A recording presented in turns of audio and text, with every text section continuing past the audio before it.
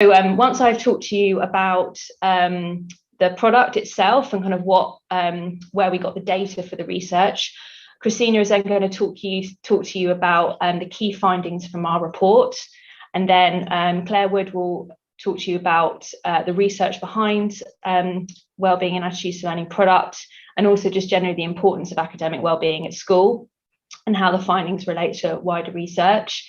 And then finally, Jo Quince will talk to you about sort of trends she's seeing in her schools and what they're doing to support their pupils' academic wellbeing. So firstly, the Wellbeing and Attitudes to Learning Survey Strategies is a product we publish as RS Assessment, and it involves students taking an online survey, and it can be taken at any time in the school year and as often as required by schools. So schools have that complete flexibility in using the survey and sort of however works best for them. And on screen, you've got an example of the questionnaire itself and what the children see when they log into the survey, and a couple of questions as well. So the survey takes about 20 minutes to complete, and there are 41 questions in total.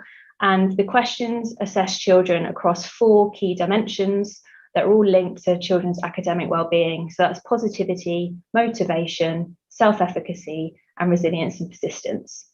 So, and then within these core dimensions, there are also some sub-dimensions. So within positivity, you have self-esteem, optimism, satisfaction, class climate, and school belonging. Motivation is made up of intrinsic motivation, extrinsic motivation, and support. And self-efficacy is made up of academic self-efficacy, emotional self-efficacy, and interpersonal self-efficacy. For resilience and persistence, there aren't any other sub-dimensions. So once the children work their way through the questions, teachers then can go into the product and they can generate reports and also access evidence-based strategies that they can then implement depending on the results that they're seeing.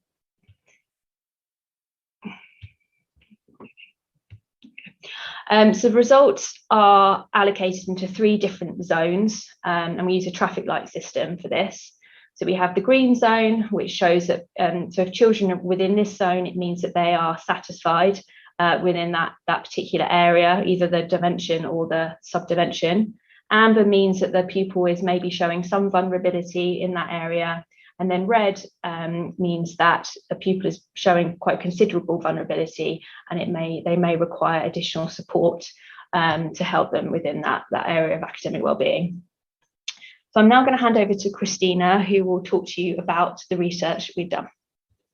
Yeah, so this kind of report that we've recently published is part of our wider Nuffield Foundation project. So we're in collaboration with Professor Clare Wood and Dr. Sima Hane from School Dash. We're looking at kind of the longer term impact of COVID-19 on both pupil attainment and well-being. And so the research aims overall in the next year and a bit, from February this year to April next year, to look at 7 research questions, which broadly cover kind of how the impact of school closures has affected children's attainment. So in maths, in reading, and in grammar, punctuation, and spelling, what the impact of school closures are on children's academic well-being, which is what we're discussing today, and then kind of whether there's any overlap between those two. So is children's well-being mitigated, academic well-being mitigated or exacerbated by the impact on attainment? So this is the very first report that we've done on children's academic well-being. Our previous report has explored children's attainment, and in the future we'll be looking at more papers, so keep an eye out early next year. So next slide, please. Mm-hmm. So our report most recently came out a couple of weeks ago. So it analyses survey responses from the Wellbeing Attitudes to Learning survey, and it's looking at about 21,000 primary school pupils at state schools in England. So over the course of 3 time periods. So from the pre-pandemic trial period, we're about 4,000 pupils, the 2020 to 2021 school year, which is about 10,000 pupils, and then the 2021 to 2022 school year, which is about 8,000 pupils. And it's at 145 different state schools in England. And for each period, we basically compared the percentage of pupils who are falling into that kind of green zone. So what proportion of children are satisfied in each of those 4 dimensions. But we only look at unique children. So in each time period, so all of those 10,000 pupils, they've only sat the test once. And that gives us an idea of kind of how children are feeling across the whole school year. Next slide, please.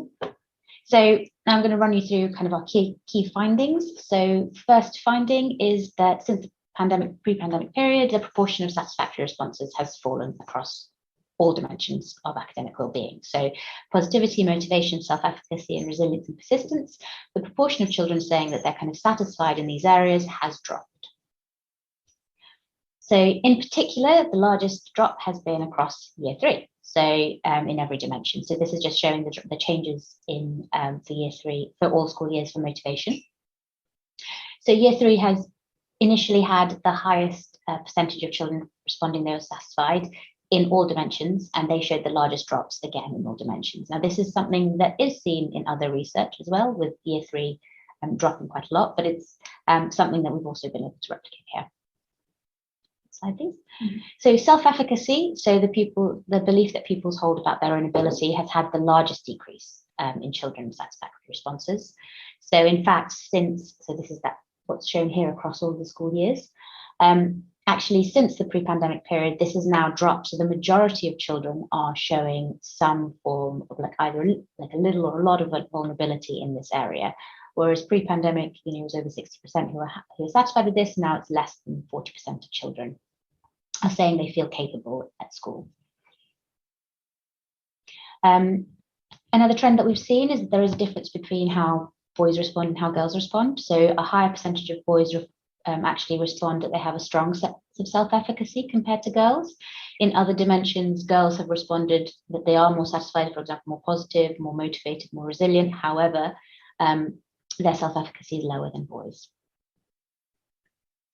Another finding was that children at schools in the north of England, they actually consistently have more satisfactory responses. So these charts relate to motivation, but it's exactly the same for all other dimensions that we looked at.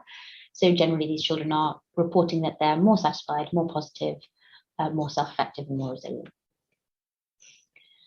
And then our final finding is that actually it doesn't. So we looked at the proportion of children who receive preschool meals in the schools that we surveyed, and there doesn't seem to be any clear kind of relation between the percentage of children who are receiving preschool meals and how they respond to the survey. So it doesn't appear to make a large difference what kind of school that children are at to any dimension, which is good news. This is a trend that we do need to follow in the future, since we're only looking at 2 years here, but it's positive, I think, for now. Now I'm going to hand over to Clare.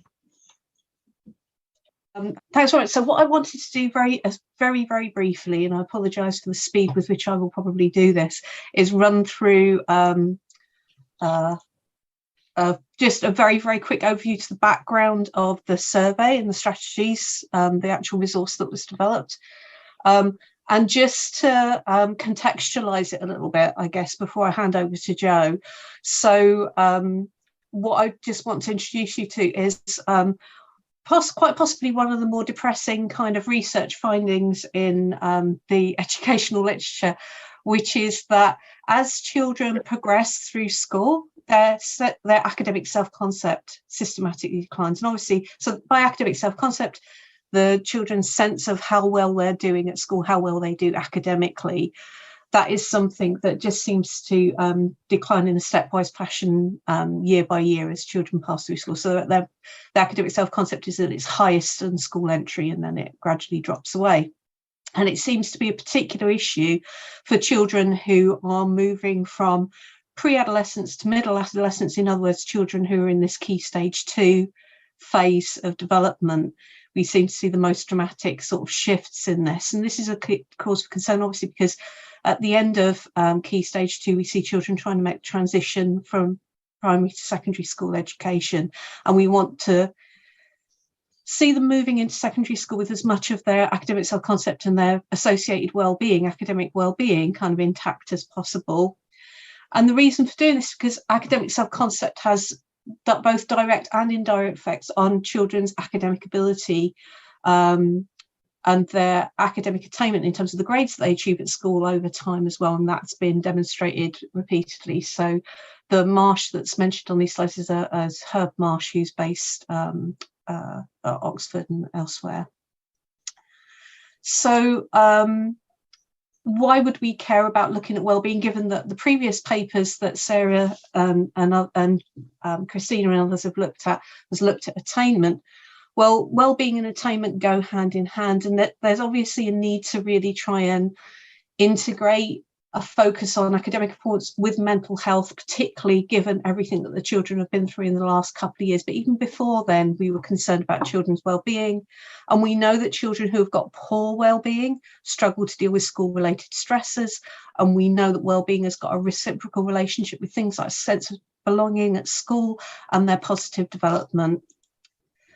So when we think about when we came to develop the resource, what we were thinking of is we wanted to kind of try and look at all the different ideas and concepts that we thought might be related to academic well-being. So that included a large literature review that we did, trying to see what work had already been done in this area that was relevant to school-age children, because there wasn't an awful lot of work in this age group. And we used that research to inform the development of the survey part, which is what's been used in this current research. So we did some initial pilot work, and then we did a large-scale survey that was nationally representative of nearly 4,000 children. And just because I'm the one talking at you today, I just wanted to give a quick name check to my colleagues who helped develop the resource, partly because of the team of expertise that we had. So Carlo is our statistician and is an expert in self-efficacy, and Helen Johnson is an educational psychologist, and she worked particularly hard in helping us develop the strategies that are associated with the resource. So not just the survey items, but what can we do having identified children who have got vulnerabilities. And as Sarah's already mentioned, what we found was that when we ran our initial analyses, we found that there were, broadly speaking, 4 dimensions to academic well-being, and they were the positivity, self-efficacy, motivation and resilience dimensions that Sarah mentioned earlier. And in case you're interested, this is a little bit of how they shake down. So you can see positivity, motivation, resilience, self-efficacy all relate to each other, but they also break down in important ways as well into each of the sub-dimensions. Now, in terms of what do we mean by each of these things, if we think about positivity, we're talking about this general tendency to think positively about our future and about our life. So generally, children who have got good levels of positivity have got a bright view of themselves, a bright view of their academic life, and a bright view of their future academic life. In other words, they've got good self-esteem, they've got good satisfaction with their school environment, and they've got a good sense of optimism. And the previous literature on this topic always indicated that girls tended to be more positive than boys, and that's something that we've seen replicated in our own work. Why do we care about positivity? Because it sounds like a bit of a broad concept, but as you can see from this slide, which I won't run through in great detail now, when you break positivity down into its subcomponents, you can see how being positive is related to all kinds of things that we would want to see children succeeding at in school. It mediates relationships with anxiety and learning styles. It's associated with higher achievement. It's associated with greater adaptability, greater self-efficacy. It's associated with school belonging. It's associated with performance and mastery goals, and it goes on and it goes on. So ensuring that our children have got a good are scoring well on the positivity subdimension is a good litmus test for a good school environment, a good learning environment, and happy children, obviously. Self-efficacy is different from self-esteem, and that's worth kind of drawing out. So self-efficacy is children's beliefs about their ability to succeed or their ability to manage situations in order to pursue a goal. So it includes things like managing positive and negative emotional reactions to success and failure, and it relates to their social relationships at school as well. And a little quote here from Albert Bandura, who says, whether you think that you can or that you can't, you're usually right. And that sums up self-efficacy nicely. That belief in your own ability to succeed is an incredibly powerful determinant of children's academic success. Okay. And again, generally speaking, and this is noteworthy in relation to our current survey, in the historic literature, we have seen that girls generally have greater sense of self-efficacy than boys do, but this isn't necessarily something that we're seeing borne out at the moment. Resilience is the ability to obviously bounce back from a setback or difficulties. And so where people have tried to articulate what we mean by resilience, because obviously resilience is a very complex concept and it's systemic as well. So resilience is your ability to bounce back given a particular situation and a set of resources, and that's worth bearing in mind. But when we think about the internal child elements of resilience, we're talking about things like academic confidence, well-being, motivation to succeed, child's ability to set their goals, having strong connections with adult peers and being able to handle stress. And these are all behavioural expressions of resilience in children. And so what we find is that children, from historic research, that children who are resilient are more likely to be successful in difficult situations and are more likely to cope well with challenging academic environments as well. And it is linked to both engagement with school and academic performance. And obviously school engagement is quite a hot topic at the moment too. And again, we generally speaking in the historic literature, we've seen that girls outperform boys on resilience. And finally, the final motivation, the final dimension rather, is motivation. And motivation in our survey comprises three components. As Sarah mentioned, there's intrinsic motivation, which is learning for personal fulfillment. And again, typically girls outperform boys on intrinsic motivation. There's extrinsic motivation, which is where you are learning because you're either trying to get a reward or you're trying to avoid being punished for not doing something. And there's less of a gender difference here, but also there's support, which is quite, you may not think of this as part of motivation. And when we first developed the tool, we didn't expect these items to load with motivation, but they do very strongly, which is the way that other people in their learning environment can support them. So the role of parents and peers and teachers in supporting learning. And again, we see that girls tend to score more highly in terms of feeling supported in their learning compared to boys. And obviously motivation, as you might expect, is linked to academic achievement, and it's intrinsic motivation that we see as the kind of goal here because it's more sustainable over time. That is what we want to see children kind of working on. So you've seen this slide before. This is the slide that Kristina was referring to, where one of the really interesting findings that we saw was this real drop in self-efficacy over the course of the last couple of years. And I just wanted to finish up by reflecting a little bit on what we know are sources of influence and self-efficacy as a way of trying to understand and explain this. So obviously our children have been through a challenging couple of years where there were school closures, prolonged school closures and disruption to learning because of illness. Now, when you look at the literature on what influences self-efficacy, there are four things that are theorised to influence children's self-efficacy. One is obviously directly experiencing success and successful learning in this context. One is observing other people who are like us being successful. One is being persuaded that you can succeed in an environment where your experience of failure is controlled.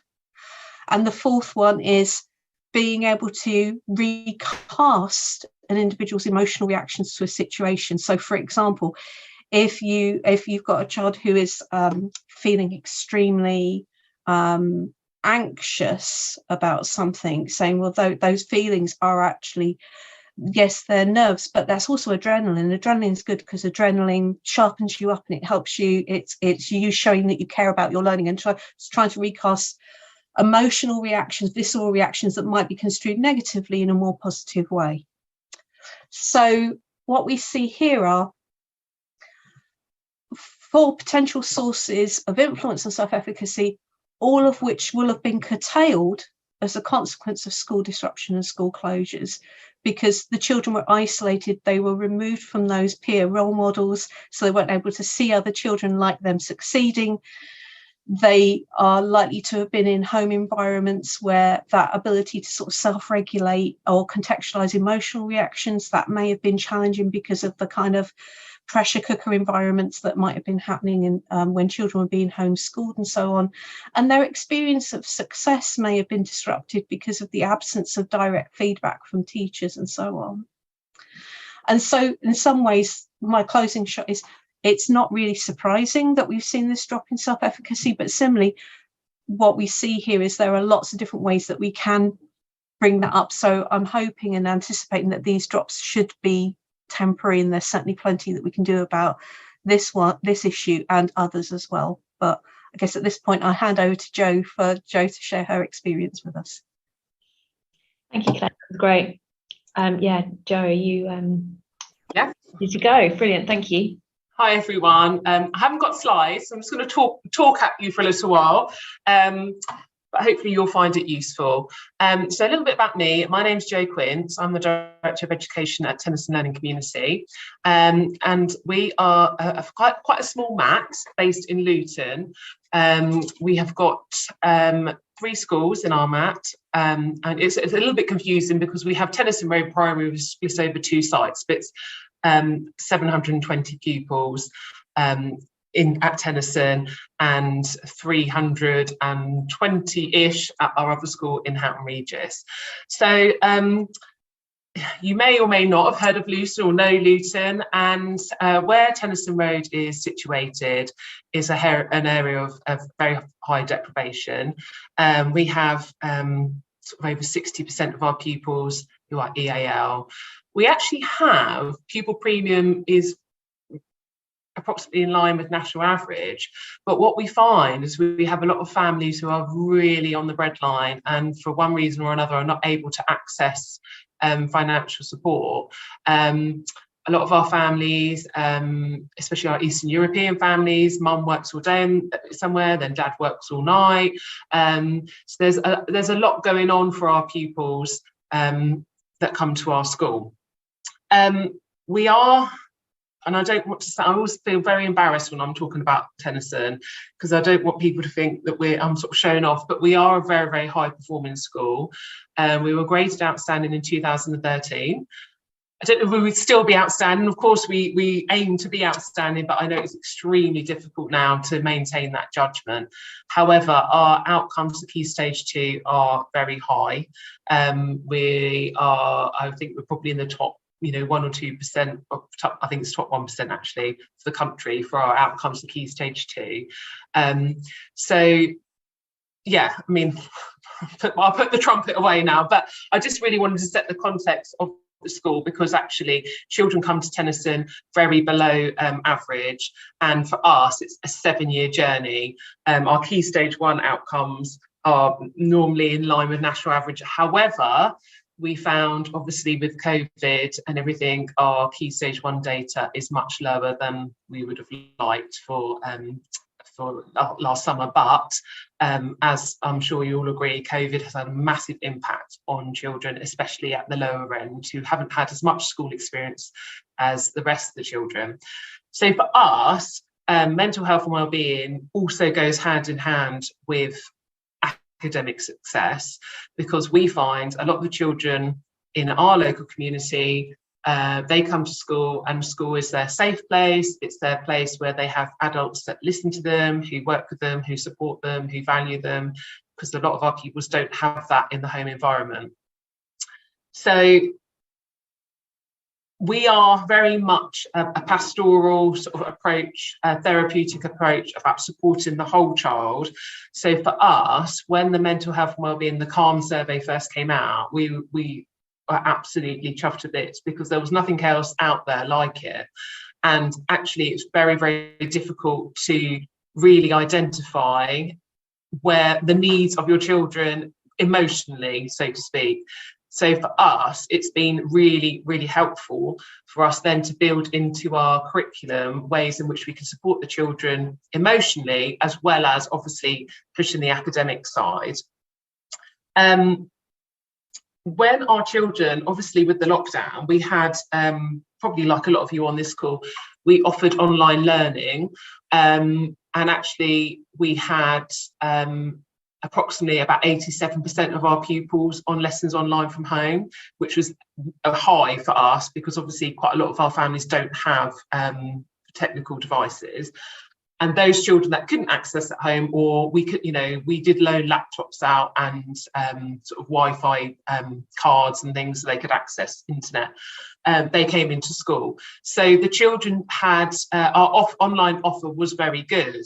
However, we found once the children were back in school, we had a lot of children that were finding it really difficult to regulate, and self-regulation was this sort of non-existent for some of our learners.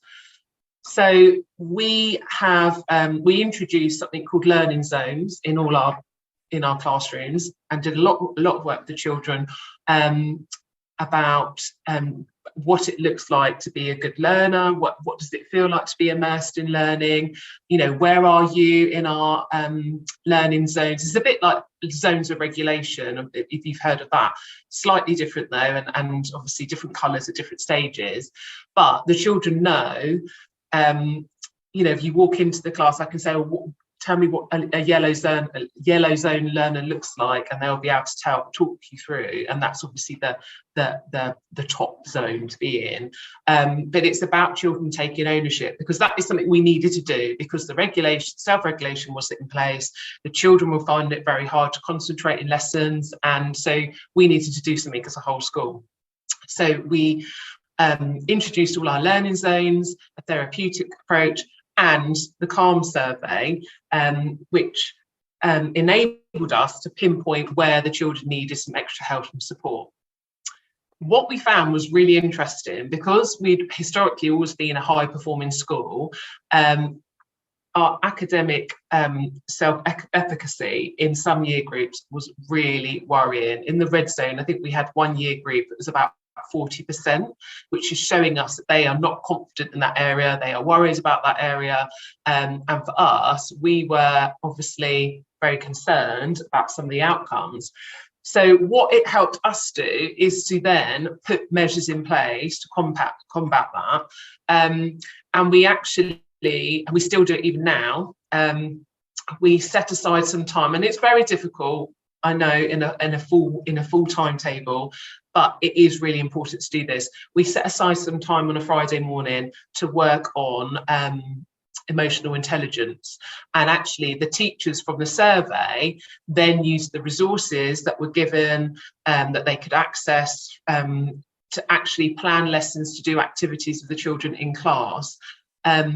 We found it difficult because in an ideal world, a TA could lead interventions and take children out and do activities based on one-on-one or small group based on their results in the survey, but we just didn't have the adults to do that. So we just decided to do it on a whole class basis, so that everybody in the class could learn about how to be, more confident, about talking about that self-efficacy that, that comes under the survey, thinking about anxiety and belonging. So we did quite a lot of work. Staff did a lot of work about picking out areas from the survey, and then being able to address that with the children in class, which we found really helpful. As I say, it's done weekly, and it's still being done now. The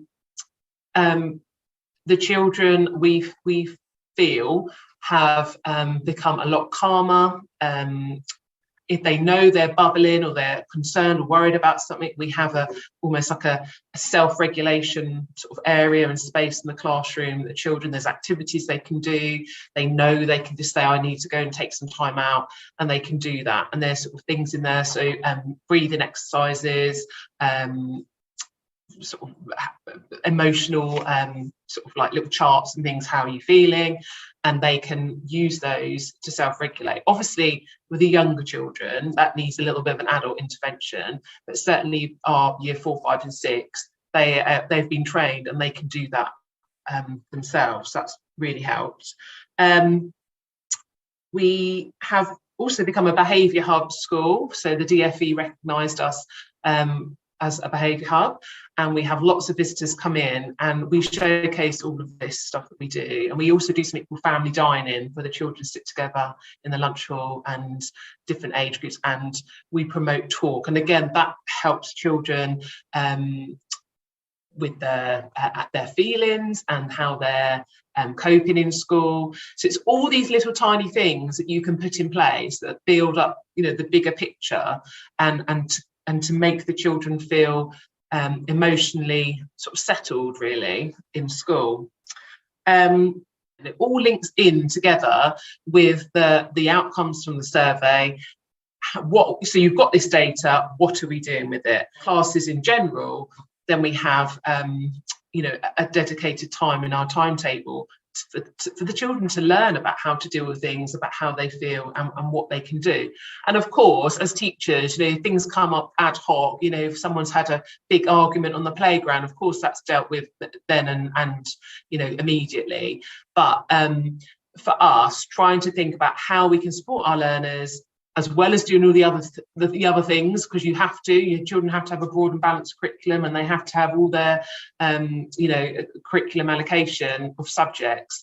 But it was really important for us as a school after COVID to make sure that we recognise how important the emotional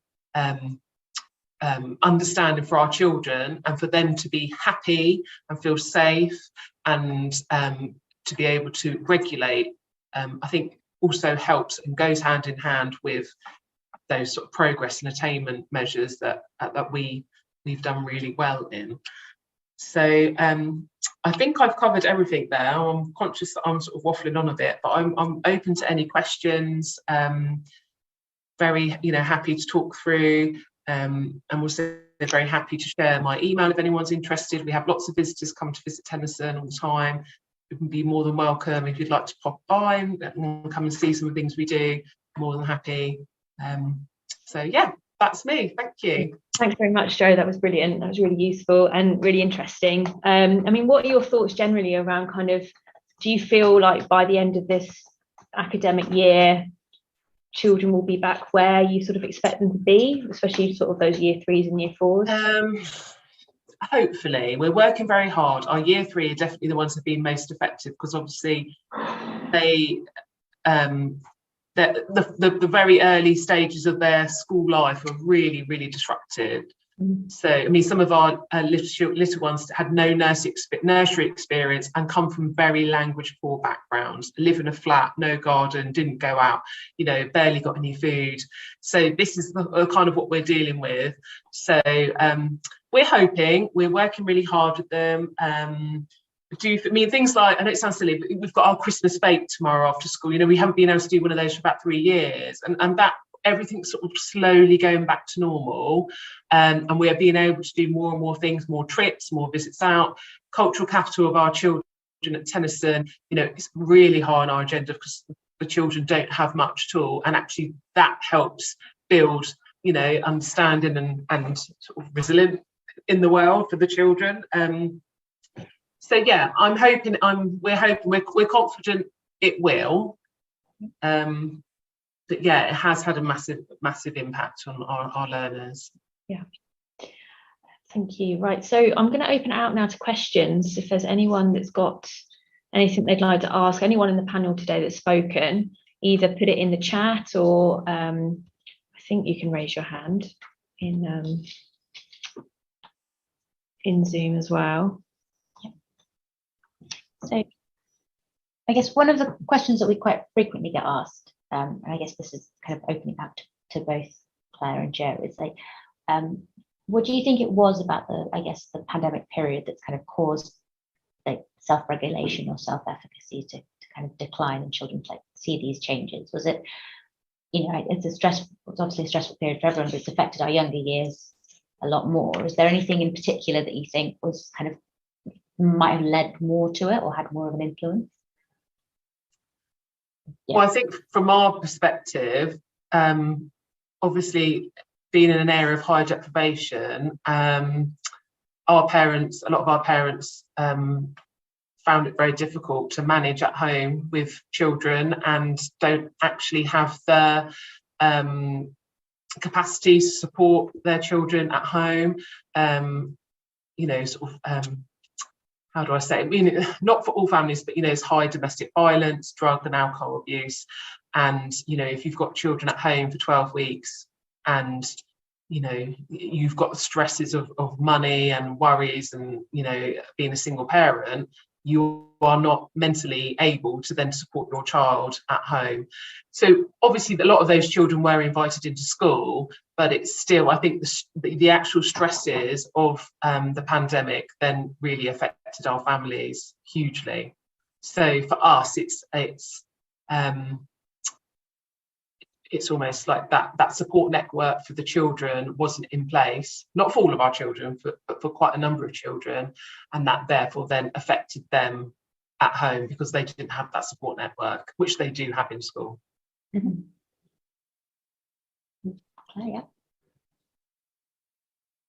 sorry, Claire, did you have Yeah, sorry, my internet's being a little bit glitchy at the moment, so apologies if I'm a bit out of the loop. Oh dear. We underestimate the importance of kind of co-regulation with parents and children. So by that I mean, you know, when the children are getting emotionally stressed or frustrated with their learning, the importance of having an adult or a peer there with them who can help them kind of bring that emotional stress back down and kind of rationalize it. That was something that was extremely difficult during lockdown because parents were stressed. Parents were trying to hold down their own jobs and manage home learning and manage everything else. And I think that kind of co-regulation I expect in many cases broke down, because even in the kind of the more affluent homes, you've still got parents who are both working and who are trying to hold down jobs and who are trying to work out how they're going to manage home learning. There are disruptions to simple routine things for children like bedtime. I'm thinking of my own personal experience here. Bedtime happened, you know, my daughter's learning, and bedtime happened after my work had been done for the day, after my husband's work had been done for the day, and that was the point at which we could then give her my full attention. So there are things to do with the way that, you know, routine is incredibly important for children. Routines got massively disrupted during the pandemic, and even after, when everyone was going back to school, those routines and what was normal was still massively fragmented. And as Jo mentioned, you know, the issues around space and issues around stress, and also for me as well, what's really important is children getting that consistent and fairly quick feedback on how well their learning is going, and parents feeding back on their children's work does not carry the same value for children that teacher feedback does. It simply doesn't. And I think that getting disrupted in the way that it was, and that, you know, out of absolute circumstance, that is something that I think a lot of children took to heart, plus all the things that I mentioned at the end of my talk to do with just that stripping away of peer groups that you can use to kind of compare yourself to kind of go, well, that's, you know, I'm struggling with this, but that's okay, so are my friends, and that doesn't make me feel so bad, and and that one's managed to crack it, so I think that's okay. So all of that peer feedback and peer comparison is actually incredibly important as well in teaching children to what's normal and how to regulate and how to learn successfully. And a lot of that modelling was sort of taken away from them too. So there was the makings of really a perfect storm, I think, here in relation to both self-efficacy and self-regulation, and the disruption to early years care. I think, you know, we're going to see that work through still for a number of years, because not just the hit that they took in terms of language input and language development, but again, the kind of all those basic self-regulation skills and so on. They kind of got the youngest one's got the double whammy. So yeah, I think that's my take on it anyway. And thinking about also, I guess, because I mean, maybe a bit too early to already be thinking about the end of the academic year, but is there anything else that teachers can be thinking about when it comes to sort of their year sixes and sort of how they can kind of carry on the good work that you do at primary into secondary. Is there anything there, any advice you could offer? We often, I have to say, we often find that our children leave here at Tennyson having achieved, potentially greater depth, or, very well in their stats, and they'll come back and see us when they're in year 7 to say hello, and the stuff they're doing is much lower than what they left on. And I'm sure that's not the case in all schools. And actually, we have done some work with the local high schools, the year 7 transition, because actually I think sometimes the children kind of don't continue the progression of work that they've left in year 6. So that's just something that we've noticed. But certainly, I think it's really important to give children that time to be able to continue to build on their regulation strategies and have that time to know that they've got time and people they can talk to. And as I say, we have a regular slot each week where we talk about things, and children learn about regulation coping strategies, about things that they wouldn't necessarily get that support with at home. So that could continue at secondary school. It probably does, but sort of equipping them though with those tools, I guess. No, that's great. Are there any questions at all from anyone listening in? I haven't missed any in the chat, have I? Okay, well, we are at the end of the session, so thank you for joining today. We will be sharing the recording, and there's a link in the chat as well. If you are interested in learning more about wellbeing, you can fill that out and we can get in touch with you. And on screen is a link as well to all of the research that we've been doing with Nuffield. And look out in the new year for our final paper in the series, where we'll be looking at both wellbeing and academic attainment together. So thank you for joining, and take care. Yeah. Bye. Thank you. Thank you. Bye.